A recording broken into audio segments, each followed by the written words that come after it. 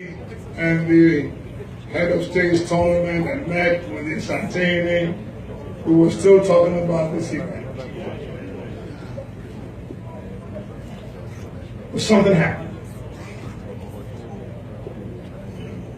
Dawn on Friday.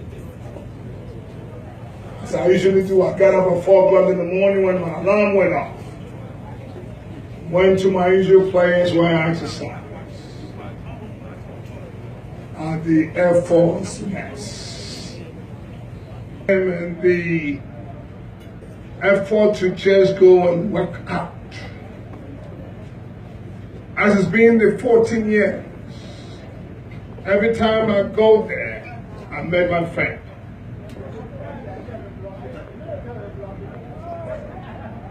Amissah-Arthur.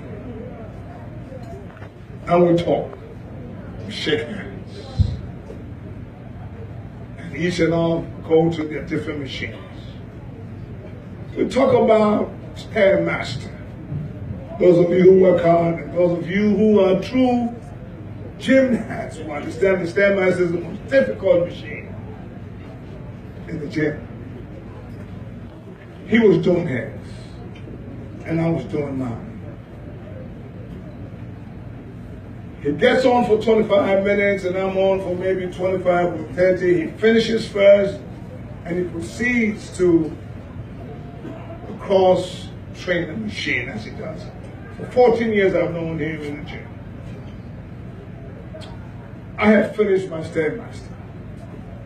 I'm on the stationary bike, sweating profusely, and I had bang. 3 women in the gym were screaming. I left my machine and went and hair lay my friend.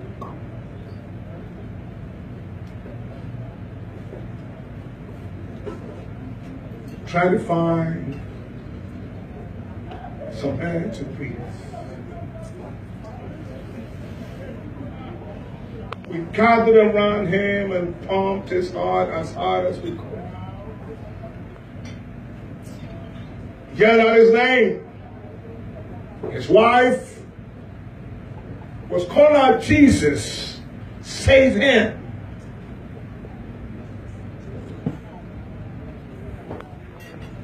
I just said, call the ambulance. Let's take him to the hospital.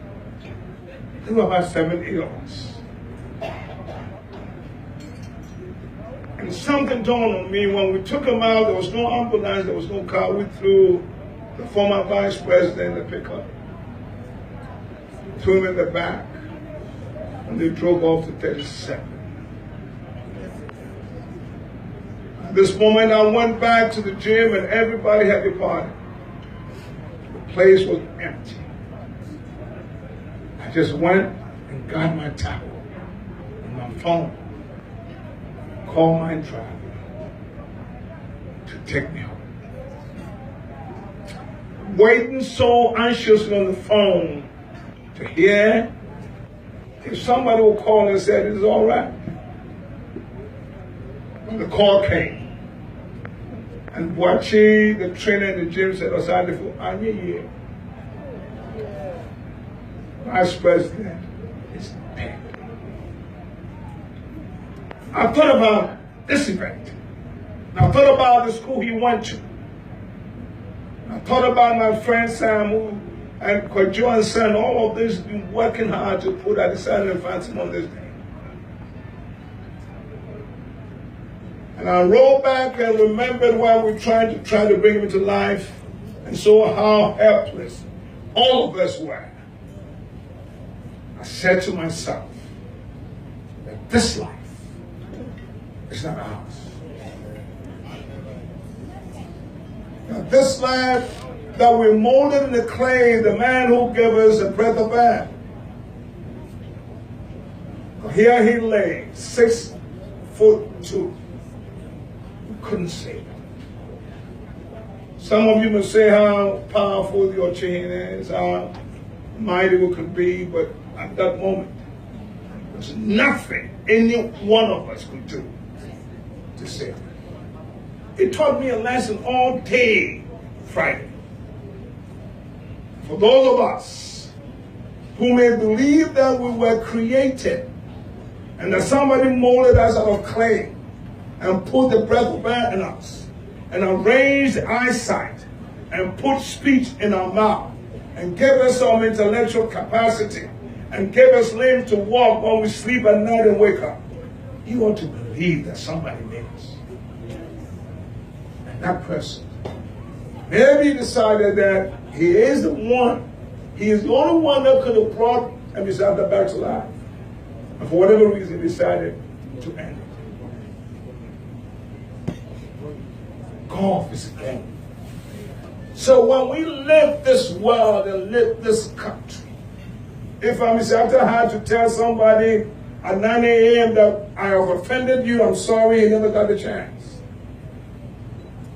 If somebody was thinking about, I'm going to this office at 10 o'clock to say that, well, I've offended you, and I'm sorry, you never got the chance. I didn't want this speech to be this way. But let me tell you, as we celebrate, let us all know that we must be humble. We must have humility in this life.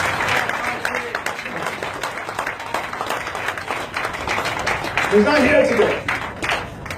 And for you, you were not there to see his wife grabbing her husband and saying, Jesus, please save him. His wife was there. This experience will never leave me. But we are here together to celebrate this day, to remind all of us that whatever we do, we may be powerful, we may be successful, we may have material wealth, but we should also have humility.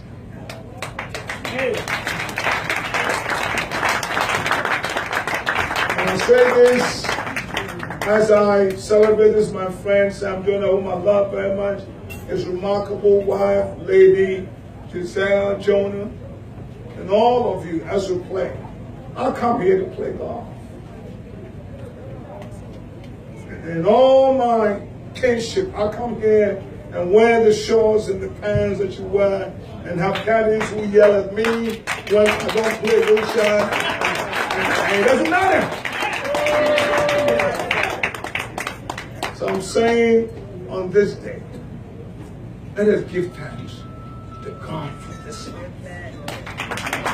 It could have been me. It could have been you. It's no longer here. But on this day, as we celebrate Jonah Carter, my statement is we are just passing through this end.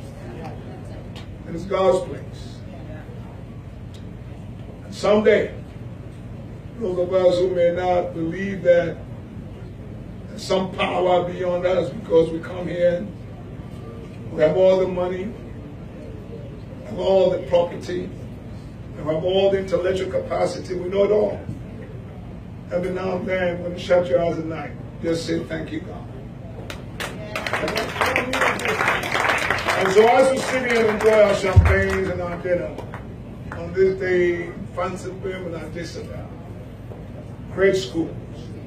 Let's have the competition.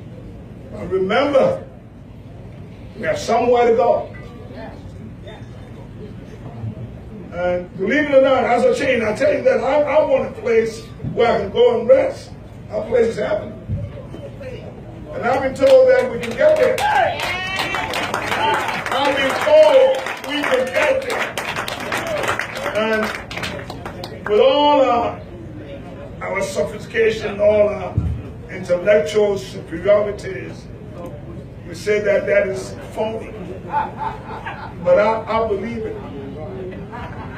I believe in that one day, just one day, those of us who have lived here and done well will go to heaven. And I'm sure that's what Arthur Mills, friend Amissah-Arthur is. And don't tell me how do I know. I know. Because the man said so. He said in John 14, let your heart not be troubled.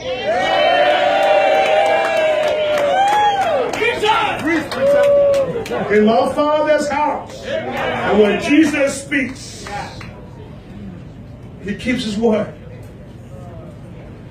In all we do, it doesn't matter what your name is. It doesn't matter how much you have.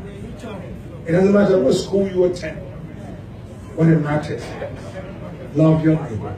That's yourself. God bless you.